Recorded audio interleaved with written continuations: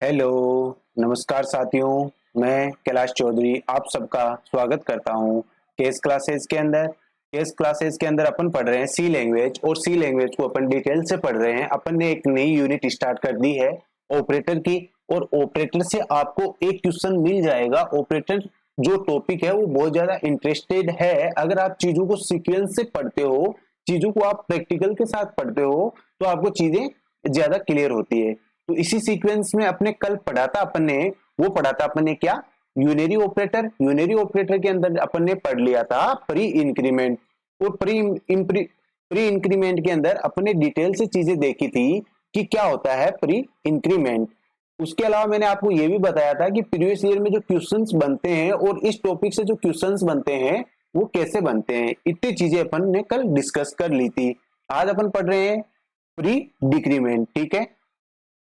Types of operator कितने होते हैं? टाइप्स ऑफ ऑपरेटर होते हैं तीन। पहला यूनरी, दूसरा बाइनरी, तीसरा टर्नरी। तीनों को अपन डिटेल से पढ़ने वाले हैं एक एक करके। थोड़ा सा टाइम अपन को लगेगा, लेकिन चीजें अपन इजी वे में पढ़ते जाएंगे। पहला आता है इंक्रीमेंट, दूसरा आता है आपका डिक्रीमेंट। अब इंक्रीमेंट को फर्दर दो कैटेगरी के अंदर डिवाइड किया गया है। पहला आ गया आपका प्री इंक्रीमेंट, जिसको अपन किस सिंबल से करते हैं? प्लस प्लस पहले लगा देते हैं वेरिएबल के, और अगर प्लस प्लस बाद में लगा दें वेरिएबल के तो उसे कहते हैं पोस्ट। मैंने कल भी आपको बताया था, प्री का मतलब पहले, पोस्ट का मतलब पीछे। प्री पहले होता है, फिर अपन को क्या मिलती है? पोस्टिंग मिलती है। इस एग्जाम्पल को आप याद रख लेना कि जैसे अपन पहले प्री क्लियर करेंगे, देन अपन को क्या मिलेगी? ज्वाइनिंग मिलेगी। अगर आप प्री क्लियर नहीं करोगे तो आपको ज्वाइनिंग कभी नहीं मिलेगी। ठीक है। तो आशा करता हूं कि चीजों के साथ आप कनेक्ट हो पा रहे होंगे। प्री डिक्रीमेंट का मतलब भी सेम होता है। पहले क्या होगा? डिक्रीमेंट होगा, उसके बाद में क्या होगा? पोस्ट का मतलब बाद में होगा। तो इनका एग्जाम्पल भी मैंने कल, ये डायग्राम कल भी आपको दिखाया था, थोड़ा सा आज और दिखा देता हूं जिससे आपके दिमाग में एक पिक्चर बन जाती है। आज अपन पढ़ते हैं क्या? Decrement operator. सबसे पहले आप थोड़ा सा बोर्ड पे ध्यान देंगे कि डिक्रीमेंट का मतलब होता है माइनस माइनस ए। ए क्या है? मेरे वेरिएबल का नाम है। कल अपन ने पढ़ा था, वो कल अपन ने क्या पढ़ा था? कल अपन ने पढ़ा था इंक्रीमेंट। इंक्रीमेंट के अंदर मैंने चीजें आपको बताई थी, प्लस प्लस ए, ये होता है डिक्रीमेंट, और ये होता है आपका इंक्रीमेंट। इसके अंदर मैंने आपको क्या बताया था कि ये पहले वैल्यू क्या करेगा? इंक्रीमेंट करेगा, उसके बाद में वैल्यू को, वेरिएबल को वैल्यू असाइन करेगा। इसके अंदर भी सेम चीज है। पहले वैल्यू को क्या करेगा? डिक्रीमेंट करेगा। पहले वैल्यू को क्या करेगा? डिक्रीमेंट करेगा। पहले क्या करेगा? वैल्यू को वन से घटाएगा, -1 करेगा। उसके बाद में वैल्यू को कहां असाइन करेगा? वैल्यू को ए के अंदर असाइन कर देगा। आशा करता हूं कि थोड़ा सा आपको चीजें क्लियर हुई होगी। अब देखो, प्री डिक्रीमेंट ऑपरेटर के अंदर पहली चीज याद रखने वाली क्या है? ये क्या है? ये यूनरी ऑपरेटर है। प्री डिक्रीमेंट ऑपरेटर रिप्रेजेंट करते हैं अपन किससे? माइनस के साइन से। यहां पर माइनस लिखा हुआ होना चाहिए, माइनस माइनस वेरिएबल के सिंबल से। ये वेरिएबल के कहाँ आते हैं? ये वेरिएबल के पहले आते हैं। और ये कितने से डिक्रीमेंट करते हैं? ये -1 से डिक्रीमेंट करते हैं। जो कल का वीडियो देखा है उसको आज चीजें बहुत ज्यादा समझ में आने वाली है, क्योंकि कल मैंने चीज बताई थी कि पहले वैल्यू असाइन, पहले वैल्यू इंक्रीमेंट होगी, उसके बाद में वैल्यू असाइन होगी। आज भी अपन सेम चीज पढ़ेंगे। पहले वैल्यू क्या होगी? डिक्रीमेंट होगी, उसके बाद में वैल्यू वेरिएबल को असाइन होगी। देखो, मैंने एग्जांपल सिंटेक्स अपन इसका कैसे लिखेंगे? अपन लिखेंगे जिसके अंदर अपन वेरिएबल को स्टोर करवा रहे हैं वो अपना अक्स है। उसके अंदर ए की वैल्यू कब स्टोर होगी? पहले वैल्यू क्या होगी? डिक्रीमेंट होगी। पहले वैल्यू क्या होगी? -1 होगी, डिक्रीमेंट होगी, उसके बाद में वैल्यू ए को असाइन करेगी। मान लीजिए कि यहाँ पर 5 है। अब इसको मेरे को कहाँ स्टोर कराना है? -ए, इस वैल्यू को करा देता हूँ। ये वैल्यू ए के अंदर स्टोर है, तो ए के अंदर -5 नहीं जाएगा डायरेक्ट। पहले वैल्यू क्या होगी? डिक्रीमेंट होगी। पहले वैल्यू क्या होगी? -1 कम होगी, उसके बाद में वैल्यू किसको असाइन हो जाएगी? ए को असाइन हो जाएगी। चीजें अपन एग्जाम्पल से देखते हैं, क्योंकि मुझे पता है सी लैंग्वेज जितनी ज्यादा एग्जाम्पल करोगे उतने ही आपके कंसेप्ट खुद के क्लियर होते जाएंगे। इस चैनल पर आपको सबसे ज्यादा कंटेंट मिलेगा। यहाँ पर कोई फालतू की बातें मैं नहीं करता हूँ, वैसे भी मैं केवल कंटेंट है उतना, मेरा जितना कंटेंट है उसको डिलीवर करता हूँ। सबसे पहले इंटीजर मेन फंक्शन अपन ने स्टार्ट किया, इंटीजर का जो रिटर्न टाइप है वो मैंने नीचे दे रखा है रिटर्न 0। ठीक है, यहां से मैंने कर्ली ब्रेसेस ओपन किया, मेरा डेटा टाइप है इंटीजर, उसके अंदर मैंने एक वेरिएबल का नाम लिया सी, जिसके अंदर मैंने क्या स्टोर कर दिया, 2 कर दिया। नेक्स्ट लाइन के अंदर में जैसे आया, मेरा कंपाइलर जैसे नेक्स्ट लाइन पे पहुंचा तो उसने देखा कि इस बार क्या है, प्री डिक्रीमेंट ऑपरेटर लगा हुआ है। इसको अपन क्या बोलते हैं, प्री डिक्रीमेंट ऑपरेटर लगा हुआ है। तो प्री डिक्रीमेंट ऑपरेटर कैसे काम करेगा, अपने पास सी के अंदर वैल्यू है वो 2 है, अब ये वैल्यू को पहले क्या करेगा, प्री डिक्रीमेंट -1 कर देगा, मतलब वैल्यू को 1 कम कर देगा। पहले वैल्यू को क्या करेगा, घटाएगा, उसके बाद में वैल्यू को कहां दे देगा, उसके बाद में वैल्यू ए को दे देगा। तो पहले इस ऑपरेटर ने क्या किया, वैल्यू को कम कर दिया, वैल्यू को 1 कम कर दिया, वैल्यू को -1 कर दिया। यहाँ पर 2 थी, अब वैल्यू यहाँ पर आने से पहले क्या हो गई है, -1 हो गई है।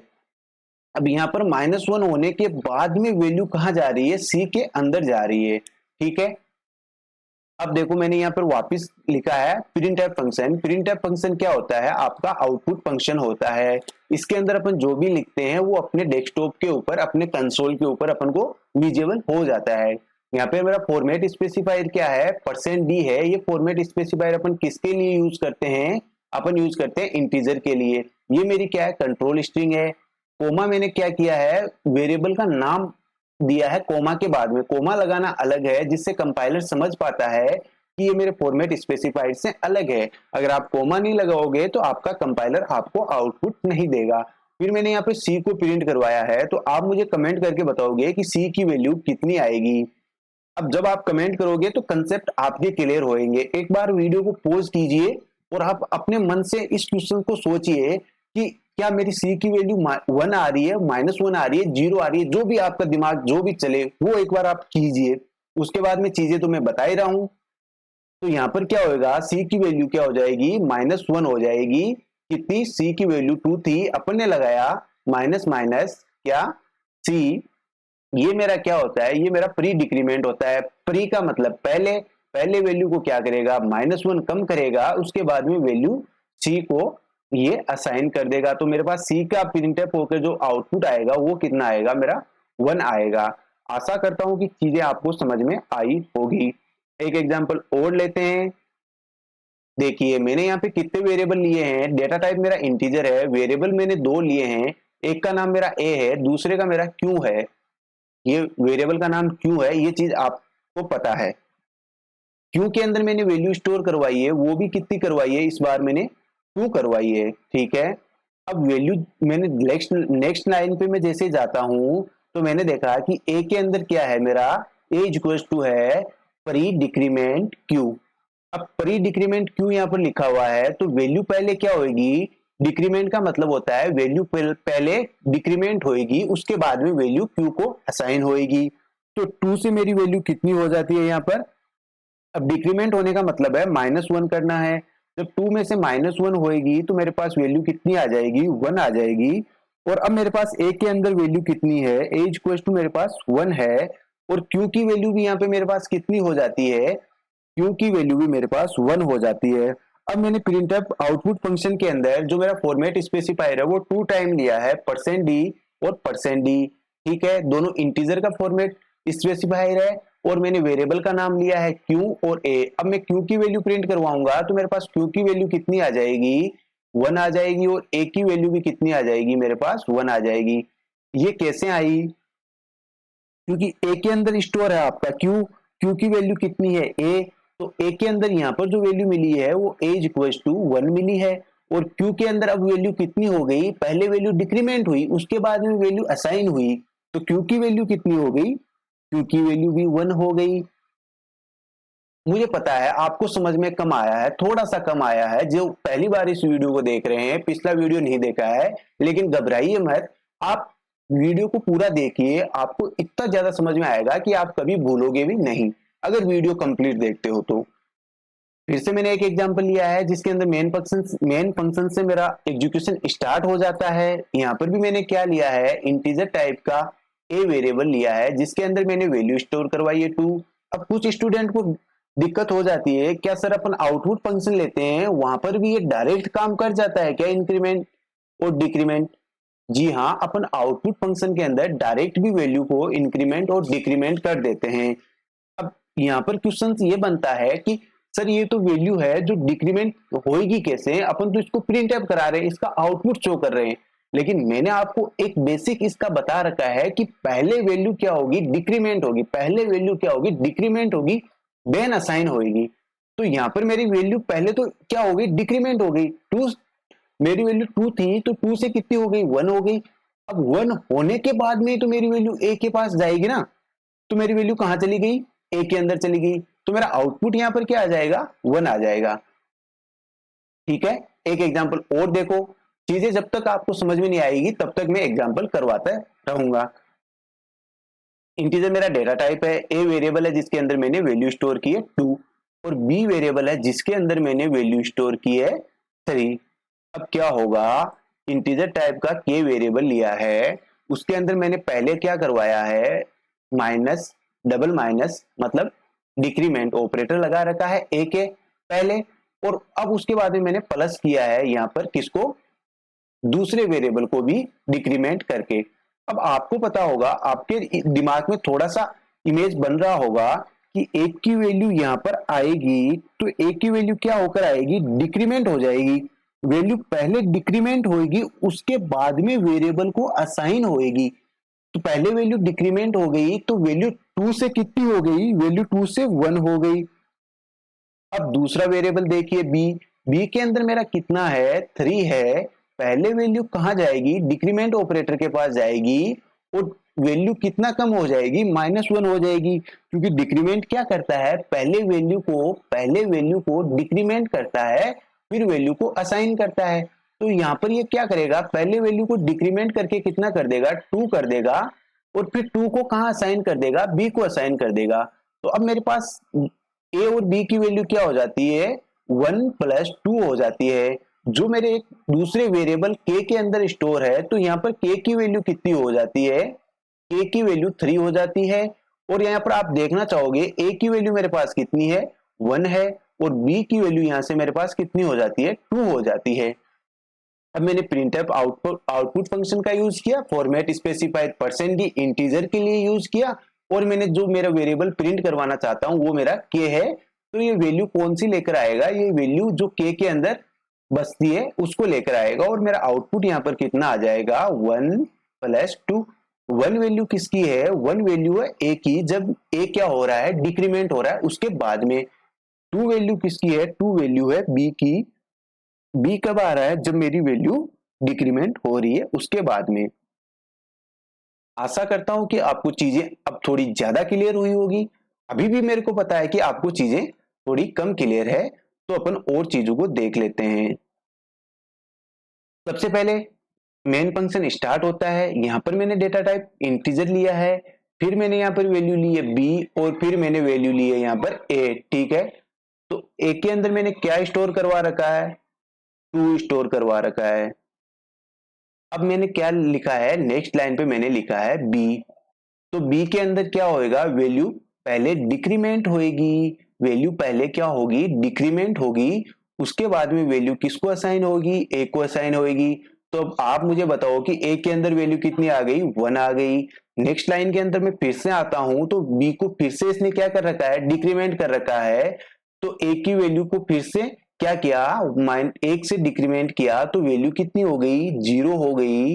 अब वैल्यू को मैंने क्या किया है, प्रिंटफ फंक्शन के अंदर फॉर्मेट स्पेसिफाइड इंटीजर का देके प्रिंट करवाया है। तो प्रिंट करवाया तो मेरे पास वैल्यू यहाँ पर आउटपुट 0 आ जाता है। ये आउटपुट फंक्शन होता है, इतनी चीज आपको पता होगी। अगर इतनी भी चीज नहीं पता है तो आप प्रीवियस वीडियो जाके देख सकते हैं प्रिंटफ फंक्शन का। तो इसका आउटपुट 0 आ गया। लगे हाथ एक एग्जांपल और कर लेते हैं। देखो डेटा टाइप इंटीजर के अंदर 2 वेरिएबल ले रखे हैं बी और ए। ए के अंदर कितनी वैल्यू स्टोर है, ए के अंदर आपकी वैल्यू है 2। अब बी के अंदर आने से पहले ये क्या करेगा, वैल्यू को क्या करेगा, डिक्रीमेंट करेगा। उसके बाद में वैल्यू कहाँ असाइन हो जाएगी, ए के अंदर असाइन हो जाएगी। तो यहाँ पर आने से पहले वैल्यू क्या हो गई, एक कम हो गई। तो यहाँ पर वैल्यू कितनी है, अभी 1 है। अब 1 होने के बाद में वैल्यू किसको असाइन हुई, ए को असाइन हुई। तो यहाँ पर b इक्वल टू कितना आ गया, b इक्वल टू 1 आ गया, और a की वैल्यू भी यहाँ पर कितनी है, 1 है। अब अपन वापस b की वेरिएबल के अंदर वैल्यू को स्टोर करवा रहे हैं। ए की वैल्यू को क्या कर रहे हैं, डिक्रीमेंट कर रहे हैं, तो ए कहाँ आएगा, ए की वैल्यू कितनी है, 1 है, तो वैल्यू क्या होगी, डिक्रीमेंट होगी, कितने से होगी, 1 से होगी, तो 1 माइनस 1 कितना हो गया, 0 हो गया। अब ए की वैल्यू यहाँ पर कितनी हो जाती है, 0 हो जाती है, बी के अंदर कितना स्टोर हो गया, 0 हो गया। अब अपन ने प्रिंटफ फंक्शन लिखा, आउटपुट फंक्शन, और उसके बाद में अपन ने क्या ले लिया, फॉर्मेट स्पेसिफाइड परसेंट डी लिया। उसके बाद में अपन ने देखा कि यहाँ पर क्या लगा रखा है, वापस से डिक्रीमेंट ऑपरेटर लगा रखा है, क्या लगा रखा है, वापस से डिक्रीमेंट ऑपरेटर अपन ने लगा रखा है।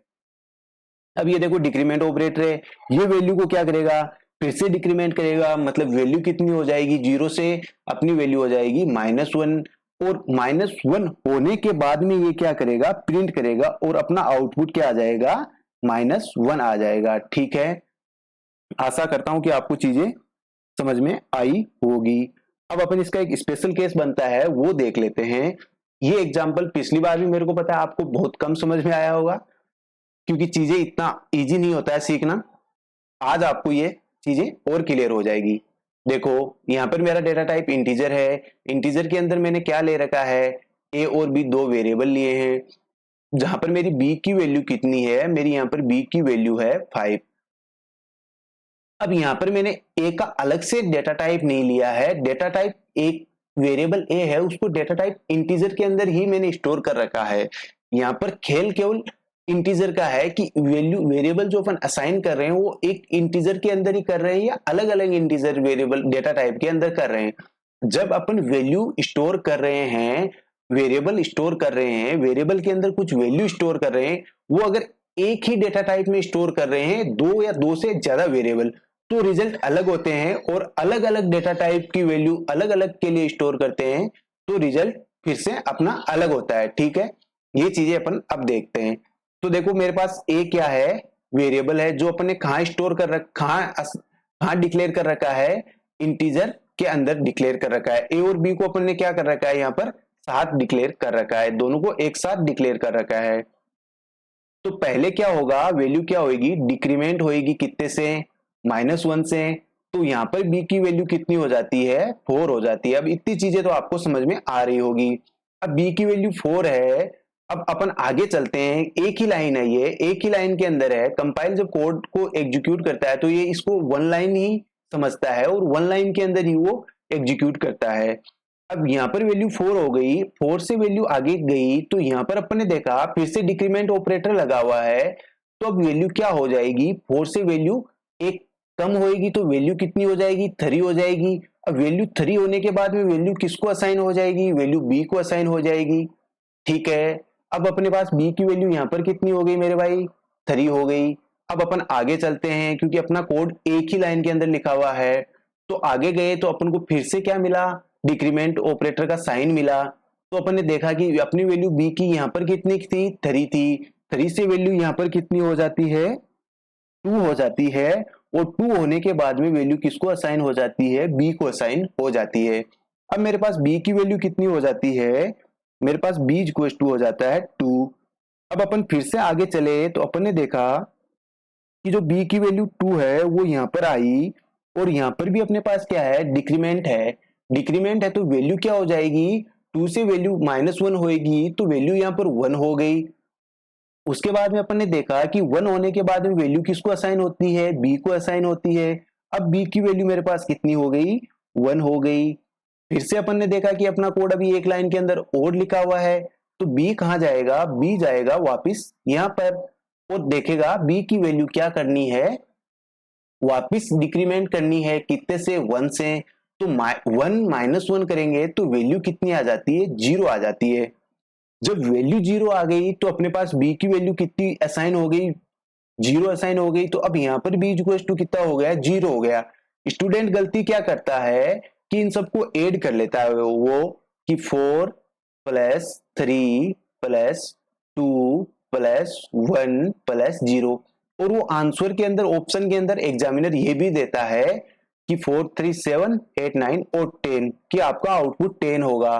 क्योंकि यहाँ पर क्या करवा रखा है, प्रिंटफ फंक्शन के अंदर फॉर्मेट स्पेसिफाइड %d और इंटीजर वैल्यू प्रिंट करनी है ए की, और अपने पास दिख रहा है कि ए की वैल्यू अपने को 10 मिल रही है। लेकिन ऐसा नहीं होगा, ऐसा नहीं होगा, ऐसा नहीं होगा, क्योंकि यहाँ पर अपन ने क्या किया है, ए है जो अपना, ए को अपन ने एक ही डेटा टाइप के अंदर डिक्लेयर कर रखा है, वेरिएबल को ए और बी को, इसलिए जो कंपाइलर है अपनी लास्ट वैल्यू होती है, वो लास्ट वैल्यू वो असाइन कर देता है, किनको, लास्ट वैल्यू असाइन कर देता है अपने सारे प्रीवियस जितने भी आपके वेरिएबल है, जो वेरिएबल है उनको। तो वैल्यू जीरो यहां पर आ जाएगी, वैल्यू जीरो यहां पर आ जाएगी, वैल्यू जीरो यहां पर आ जाती है, वैल्यू जीरो यहां पर आ जाती है, वैल्यू जीरो भी यहां पर आ जाती है। अब इन सबको आप ऐड कर लो तो अपने पास रिजल्ट क्या आता है, जीरो आता है। तो इस कोड का आपका आउटपुट क्या होगा, जीरो होएगा। ठीक है, एक बार मैं रिपीट कर देता हूं चीजों को। सबसे पहले क्या है, इंटीजर है, अगर अपन इंटीजर के अंदर दो वेरिएबल असाइन कर रहे हैं, ये केस बनता है अलग से। ठीक है, ये आपका क्या है, स्पेशल केस है, मैंने ऊपर लिख रखा है आपके लिए। अब मैं क्या कर रहा हूं, बी की वैल्यू मेरे पास कितनी है, 5 है, ये मेरे भाई मुझे पता है। अब मैं बी की वैल्यू को क्या कर रहा हूं, डिक्रीमेंट कर रहा हूं। जब मैं बी की वैल्यू को डिक्रीमेंट करके एक वेरिएबल मैंने ए डेटा टाइप के अंदर डिक्लेयर कर रखा है, उसके अंदर स्टोर करवा रहा हूं, तो आपको पता है यहाँ पर वैल्यू कितनी हो जाती है, 4 हो जाती है, यहाँ पर वैल्यू 3 हो जाती है, यहाँ पर वैल्यू 2 हो जाती है, यहाँ पर वैल्यू 1 हो जाती है, यहाँ पर वैल्यू 0 हो जाती है। उसके बाद में अपना कोड नहीं है, अपना कोड नहीं है, इसलिए अपन क्या करते हैं, जीरो ही सबको दे देते हैं कि भाई तुम जितने भी हो सब जीरो ले लो और ऐड करके तुम देख लो जो भी तुम्हारा रिजल्ट है। तो जीरो यहां पर आ जाएगा, जीरो यहां पर आ जाएगा, जीरो यहां पर आ जाएगा, जीरो यहां पर आ जाएगा, जीरो ही यहां पर आ जाएगा। इस एग्जाम्पल को आप 2-3 बार देखिए, वीडियो को आगे पीछे करके देखिए, चीजें यहां से समझना जरूरी है। अगर ये एग्जाम्पल आपको समझ में आ गया तो मैं लिख के दे सकता हूं कि आपका यूनरी ऑपरेटर से कभी भी जिंदगी में क्वेश्चन गलत नहीं होएगा, चाहे वो सी हो, C++ हो, जावा हो, .NET हो, कोई सी भी लैंग्वेज हो। ठीक है, अब अपन चलते हैं नेक्स्ट स्लाइड की तरफ। एक बार चीजों को मैं इरेज कर देता हूं और नेक्स्ट स्लाइड में अपन देखते हैं एक और वेरिएबल इसी तरह का, सॉरी एक और एग्जाम्पल। देखो इंटीजर टाइप का डेटा टाइप है, मैंने क्या करा किया है, यहाँ पर भी मैंने क्या किया है, जो वेरिएबल है वो एक ही डेटा टाइप के अंदर स्टोर किया है, दोनों को अलग अलग डेटा टाइप यूज नहीं किया है। केस अलग बनता जब मैं इंटीजर को ऐसे लिखता, integer a is equal to semicolon integer b is equal to में 5 देता, तो मेरा क्या होता, केस मेरा अलग होता। अब आप देखिए चीजों को समझने की कोशिश कीजिए मेरे साथ। यहाँ पर ए है, ए के बाद में डिक्रीमेंट ऑपरेटर है, डिक्रीमेंट ऑपरेटर है तो बी की वैल्यू यहाँ पर क्या होगी, पहले डिक्रीमेंट होएगी, उसके बाद में इस बी को असाइन हो जाएगी। तो यहाँ पर बी की वैल्यू 4 हो गई। अब यहाँ पर वैल्यू क्या होगी, यहाँ पर जाएगी तो पहले वैल्यू क्या होगी, -1 से डिक्रीमेंट होएगी, फिर बी को असाइन होगी। इस बी के पास कितना आ गया, 3 आ गया, फिर वैल्यू यहाँ पर जाएगी तो अपने पास वैल्यू क्या हो गई, 2 हो गई। अब आशा करता हूं कि इतनी चीजें आप समझ रहे होंगे। फिर 2 से 1 हो गई, फिर क्या हो गई, 0 हो गई। ठीक है, ये एक लाइन के अंदर कोड था। अब अपने पास कंपाइलर क्या करेगा, इस कोड को यहीं मतलब रन करके देख लेगा, यहां तक जो कंपाइलर को एक ही वैल्यू मिल रही है वो कितनी मिल रही है, 0 मिल रही है। अपन ने देखा था कि 0 क्या होएगा, सबको असाइन हो जाएगा। उसके बाद में प्रिंटफ फंक्शन के अंदर अपन जाते हैं, आउटपुट फंक्शन के अंदर, तो अपन देखते हैं फिर से डिक्रीमेंट ऑपरेटर है, तो 0 की वैल्यू -1 और कम होएगी और अपना जो आउटपुट आएगा वो क्या आ जाएगा, -1 आ जाएगा। आशा करता हूं कि चीजें आपको समझ में तो आ रही होगी ना। एक एग्जांपल और लेते हैं, इस बार नेगेटिव वैल्यू का करके देख लेते हैं। वही डेटा टाइप इंटीजर लिया है और एक ही डेटा टाइप के अंदर मैंने क्या किया है, दो वेरिएबल स्टोर किए हैं, अलग अलग डेटा टाइप नहीं है। अलग अलग डेटा टाइप का मतलब ये हो गया कि मैं इंटीजर ए को अलग लेता हूं, उसके अंदर वैल्यू 4 स्टोर करता हूं, और इंटीजर टाइप का मैं बी लेता हूं और बी के अंदर में इन वैल्यू को स्टोर कराता हूं। तो यहाँ पर रिजल्ट मेरे भाई चेंज होगा, रिजल्ट मेरा क्या होगा, चेंज होगा। ये चीज मैं बार बार बोल रहा हूं, यहाँ पर रिजल्ट चेंज होगा। और जब मैं दोनों को ही एक ही डेटा टाइप के अंदर स्टोर कर रहा हूं, दो वेरिएबल को, तो मेरे पास क्या होगा, रिजल्ट चेंज होगा। इस चीज को आप याद रख लेना, यहां से आप स्क्रीनशॉट ले लेना, ये बहुत इंपॉर्टेंट टॉपिक है और आपका अधीनस्थ बोर्ड इस तरह का क्वेश्चंस आपसे करने वाला है। इस चीज को भी आप दिमाग में रख लेना। अब अपन देखते हैं इस क्वेश्चन का सॉल्यूशन। देखो b की वैल्यू कितनी है, 6 है, तो पहले 6 यहाँ पर जाएगा, पहले डिक्रीमेंट होएगा, फिर b को असाइन होएगा, तो b की वैल्यू 5 हो गई। अब क्या होगा, 5 अपना यहाँ आएगा, यहाँ आते ही देखेगा कि अरे मुझे तो डिक्रीमेंट होना है, तो पहले डिक्रीमेंट होएगा, उसके बाद में कहाँ चला जाएगा, उसके बाद में b के पास चला जाएगा। तो अब b की वैल्यू 4 हो गई। फिर इसने आगे देखा कि ओहो मुझे तो फिर से डिक्रीमेंट होना है, तो फिर 3 हो गया। अब b की वैल्यू 3 हो गई। फिर आगे चला तो इसको तो फिर डिक्रीमेंट होना पड़ा, और फिर वैल्यू 2 हो गई। उसके बाद में इसको फिर डिक्रीमेंट होना पड़ा, फिर वैल्यू 1 हो गई। अब फाइनल वैल्यू b की कितनी है, 1 है। अब इसको देखो, अब इतना याद रखो दिमाग में, एक बार मैं चीजें इरेज कर रहा हूं। यहाँ पर वैल्यू कितनी है, 1 हुई है, तो सबको 1 1 1 1 असाइन हो जाएगी। यहाँ पर भी वैल्यू 1 होगी, यहाँ पर भी 1 होगी, यहाँ पर भी 1 होगी, यहाँ पर भी वैल्यू 1 होगी। तो देखो 1 माइनस 1 माइनस 1 माइनस 1 माइनस 1, तो देखो -1 और +1 क्या हो गया, 0। अब माइनस का 1 है, माइनस का 2 हो गया, माइनस का 3 हो गया, तो आउटपुट क्या आना चाहिए मेरा, -3 आना चाहिए। चलो देखते हैं प्रिंटफ फंक्शन को। प्रिंटफ फंक्शन क्या है, आउटपुट फंक्शन है, जिसका फॉर्मेट स्पेसिफाइड %d है। कोमा लगा के मैंने क्या कर रखा है, वेरिएबल का नाम ले रखा है ए, जिसके अंदर जो वैल्यू है उसको मैं प्रिंट करवाना चाहता हूँ। ओ तो मुझे पता है कि ए के अंदर वैल्यू कितनी है, -3 है, तो आपका आउटपुट क्या होगा, -3 होगा। ठीक है, आशा करता हूं कि अब चीजें आपको और क्लियर हुई होगी। एक फनी एग्जांपल और लिया है आपके लिए। देखो integer data type, I variable का नाम, आई की वैल्यू कितनी, 2। दूसरा डेटा टाइप जे लिया है, क्योंकि मोस्टली जो टीचर्स होते हैं वो आई जे इन पे क्या ज्यादा फोकस करते हैं, मतलब इनका कोई मतलब होता नहीं है। आप अल्फाबेट कोई सा भी ले सकते हो। जे की वैल्यू क्या है, 3 है, इसीलिए मैंने भी आई जे ले लिया। अब मैंने क्या किया है, अब मैंने क्या किया है, यहाँ पर अलग डेटा टाइप लिया है, और अलग डेटा टाइप के अंदर मैंने वैल्यू को स्टोर करवाया है के को। तो मेरा रिजल्ट क्या होगा मेरे भाई, मेरा रिजल्ट यहाँ पर चेंज होगा। ठीक है, अब देखो, अब इसको क्या करो, आप सोल्व करो। पहले आई की वैल्यू क्या होगी, डिक्रीमेंट होगी, तो यहाँ पर आई की वैल्यू क्या हो गई, डिक्रीमेंट होकर यहाँ पर आई की वैल्यू क्या है, 2 से डिक्रीमेंट हुई 1, तो यहाँ पर आई की वैल्यू कितनी हो गई, 1 हो गई। फिर प्लस करना है, फिर प्लस के बाद में अपन ने देखा जे के अंदर क्या है, माइनस माइनस जे है। अब वैल्यू क्या होगी, पहले डिक्रीमेंट होगी जे की, फिर असाइन होगी। जे की वैल्यू क्या हो जाती है, 2 हो जाती है। 1 वैल्यू है आई की, 2 वैल्यू है आपके जे की। अब फिर से नेक्स्ट लाइन पे आता है, नेक्स्ट देखते हैं, तो फिर से आई क्या हो रहा है, डिक्रीमेंट हो रहा है। तो अब आई की वैल्यू क्या हो गई, यहाँ 1 थी, तो 1 से आई की वैल्यू क्या हो जाती है, 1 से हो जाती है 0। आई की वैल्यू 0 है यहाँ पर। उसके बाद में अपन देखते हैं, फिर से आई क्या हो रहा है, डिक्रीमेंट हो रहा है, तो आई की वैल्यू 0 से कितनी हो जाती है, माइनस का 1 हो जाती है। यहाँ पर आई की वैल्यू क्या है, -1 है। आगे चले तो आगे अपन ने देखा कि आई की वैल्यू क्या हो रही है, फिर से डिक्रीमेंट हो रही है, तो आई की वैल्यू क्या हो गई, -2 हो गई।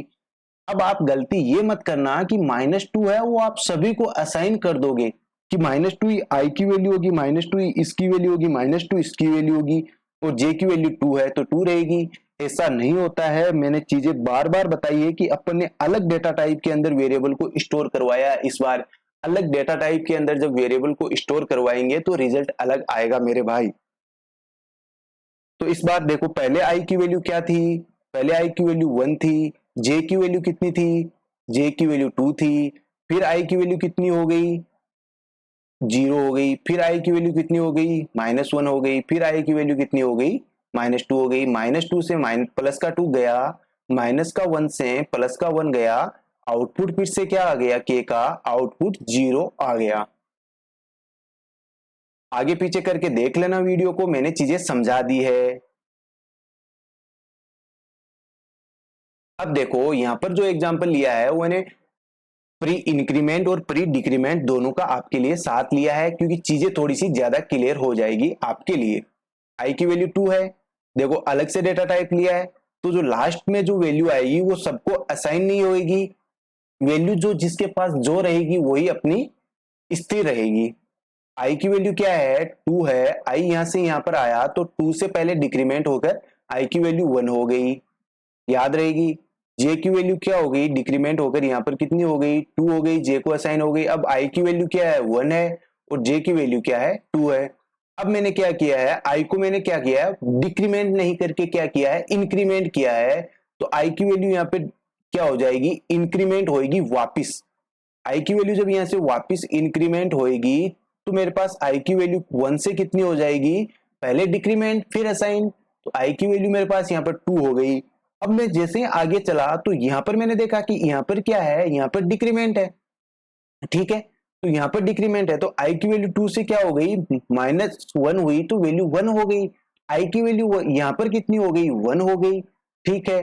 फिर मैं आगे चला तो फिर मैंने देखा कि यहाँ पर क्या है, इंक्रीमेंट ऑपरेटर है, तो वैल्यू को +1 करना होगा। अब वैल्यू को +1 करेंगे तो यहाँ पर वैल्यू 2 हो जाएगी।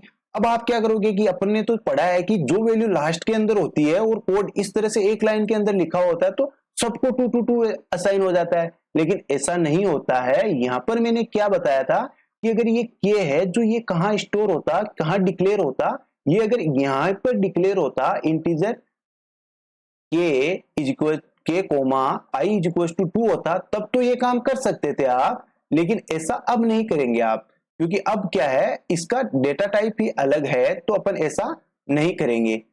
अब देखो आई की वैल्यू यहाँ पर क्या है, 2 है, यहाँ पर क्या थी, आई की वैल्यू 1 थी, यहाँ पर क्या थी, आई की वैल्यू 2 थी, यहाँ पर जे की वैल्यू क्या थी, 2 थी, और आई की वैल्यू क्या थी, 1 थी। इनको ऐड करोगे तो इनका एडिशन हो जाएगा मे बी 8, और प्रिंटफ आउटपुट फंक्शन के अंदर फॉर्मेट स्पेसिफाइड %d के साथ आप प्रिंट करवाओगे तो आपको वैल्यू 8 मिल जाएगी। आशा करता हूं कि वीडियो समझ में आया होगा, अब आपको कोई डाउट नहीं रहा होगा। थैंक यू, आप मेरे साथ बने रहने के लिए। चैनल को लाइक और शेयर सब्सक्राइब कर दीजिए प्लीज, इससे आपका भी भला है, और वीडियो को उन लोगों तक पहुंचाइए जो इससे वंचित है। अब अपन एक प्रैक्टिकल करके देख लेते हैं। प्रैक्टिकल करने से क्या होगा कि आपको जो मैंने चीजें बताई उस पर थोड़ा सा आपको ट्रस्ट हो जाएगा, क्योंकि मुझे पता है आपको ऐसे तो मेरे पे ट्रस्ट होगा नहीं कि नहीं नहीं ये तो अपने कुछ ही फेंक रहा है मन से भी। तो मैं आपके लिए एक एग्जाम्पल करवा के देख लेता हूं मेरे टर्बो सी के अंदर। अब ये मेरी मिनिमाइज एक स्क्रीन है, इसको मैं मैक्सिमाइज करने के लिए ऑल्ट एंटर दबाता हूं तो ये मैक्सिमाइज हो जाती है। देखो आपके लिए मैंने प्रोग्राम बना रखा है, यहाँ पे मैंने क्या किया है, इंटीजर टाइप का क्या लिया है, बी लिया है वेरिएबल का नाम, और ए लिया है वेरिएबल का नाम। ए के अंदर मैंने वैल्यू स्टोर की है 7, मतलब ए को मैंने इनिशियलाइज किया है 7 से। तो पहले बी की वैल्यू कहाँ, बी के अंदर क्या होगा, डिक्रीमेंट होगा, कितने से, 1 से। तो यहाँ पर अब वैल्यू कितनी हो गई, 6 हो गई, ठीक है। आप अपने पेन और कॉपी हाथ में रखिए और उस पर आप लिखते जाइए कि वैल्यू कितनी हो गई और वैल्यू कितनी नहीं हुई, ठीक है। अब यहाँ पर वैल्यू कितनी हो गई आपकी, 6 हो गई। अब आगे चले तो फिर से वैल्यू डिक्रीमेंट हो रही है, फिर एक को असाइन हो रही है। अब वैल्यू कितनी हो गई आपकी, वैल्यू 5 हो गई। फिर से वैल्यू क्या हो रही है, डिक्रीमेंट हो रही है, वैल्यू कितनी हो गई, 4 हो गई। फिर वैल्यू कितनी हो जाती है, 3 हो जाती है। फिर वैल्यू में भी आपकी 2 हो जाती है, क्योंकि 7 से 6, 5, 4, 3, 2, इतनी चीज समझ में आ गई। अब देखो आप कह रहे हो कि जो सर आपने कहा वो क्या होना चाहिए, -2 सबको असाइन हो जाना चाहिए, तो रिजल्ट क्या आना चाहिए। देखो -2 यहाँ पर 2 तो ए की वैल्यू 2 रहेगी, -2 यहाँ पर आ जाएगी। फिर अपन इनको ऐड करेंगे तो -2, -4, -6, -8, -10, क्या ऐसा आउटपुट आ रहा है, -10 तो नहीं आना चाहिए, क्योंकि -10 आएगा नहीं। लेकिन अपना आंसर क्या आ रहा है, -6 आ रहा है। -6 कैसे आ रहा है, क्योंकि देखो 7 की वैल्यू क्या हो रही है, यहाँ पे कितनी हो रही है, 6 हो रही है। यहाँ पर कितनी हो रही है, 5 हो रही है। यहाँ पर कितनी हो रही है, 4 हो रही है। यहाँ पर कितनी हो रही है, 3 हो रही है। यहाँ पर कितनी हो रही है, 2 हो रही है। तो 2 सबको असाइन होएगा। तो देखो यहाँ पर 2 है, ठीक है, 2 - 2 कितना हुआ, 0। फिर यहाँ पर क्या हुआ, 2। फिर यहाँ पर क्या हुआ, 2। फिर यहाँ पर क्या हुआ, 2। तो -2, -2, -2 कितना हो जाता है आपका, -6। अब चीजें आप देख लीजिए कि वैल्यू जो आउटपुट है वो आपका कितना आ रहा है, -6 आ रहा है। कोड को चला के आप देख लीजिए कितना आ रहा है, -6 आ रहा है, ठीक है। अब मैंने बताया था आपको कि मैंने एक ही डेटा टाइप के अंदर दो वेरिएबल डिक्लेयर किए हैं। अब मैं क्या करता हूं कि बी को यहाँ पर डिक्लेयर नहीं करता हूं, बी को मैं कहाँ करता हूं, अलग डेटा टाइप लेता हूं और उसके अंदर मैं डिक्लेयर करता हूं, तो बी की वैल्यू चेंज हो जाएगी। क्या ऐसा होता है? अपन प्रैक्टिकली हर चीजों को देखते हैं, क्योंकि यहाँ पर हवाबाजी नहीं करवाई जाती है। ये चीजें आपको अब पता चल गई होगी। अब देखो, अब वैल्यू क्या होगी, चेंज हो जाएगी। चेंज कैसे होगी? अब यहां पर वैल्यू कितनी आ जाएगी, यहां पर वैल्यू आ जाएगी 6 माइनस कितना, 5 माइनस 4 माइनस का 3 माइनस 2। इस बार आप इसको जब रन करवाओगे तो आपको आउटपुट क्या मिलेगा, देखो